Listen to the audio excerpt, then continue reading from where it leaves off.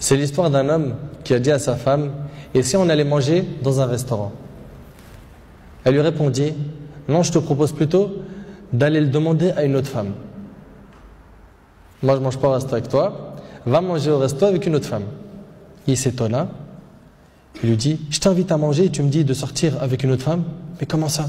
Je ne suis pas de ce genre d'homme. Et quelle femme tu parles? Et de quelle femme tu parles? Elle dit: ta mère. Imagine la scène. Ta mère, je renonce aujourd'hui à ton invitation pour que tu invites ta mère. Ça fait longtemps que tu ne l'as pas invitée à manger ou à se promener, sors donc avec ta maman. Il lui a dit qu'Allah te récompense. Et il a tout de suite appelé sa mère et lui a dit: maman, prépare-toi, je vais venir te chercher en voiture et on ira manger et se promener ensemble. Sa mère ne l'a même pas cru. Sa mère ne l'a pas cru.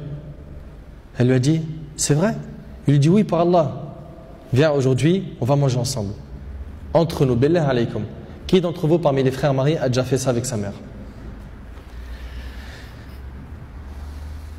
Et effectivement, ils allèrent ensemble au restaurant. Et la mère s'est remplie d'amour, de joie et de bonheur. Pour elle, c'était un beau rêve.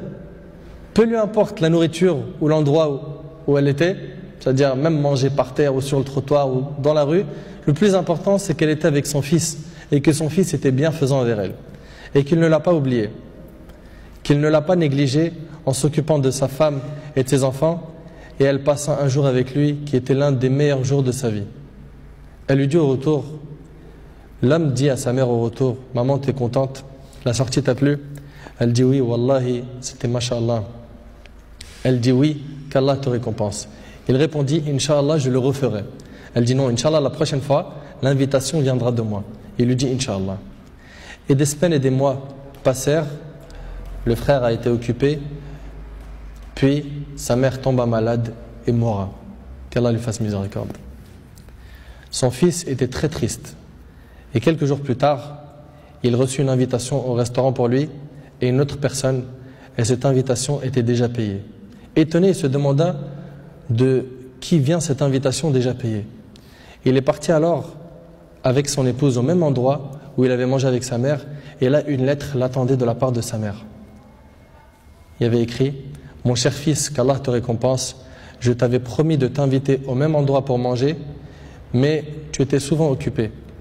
Et maintenant je tiens ma promesse et je t'invite avec ta chère épouse, et je t'invite avec ta chère épouse, qu'Allah vous récompense.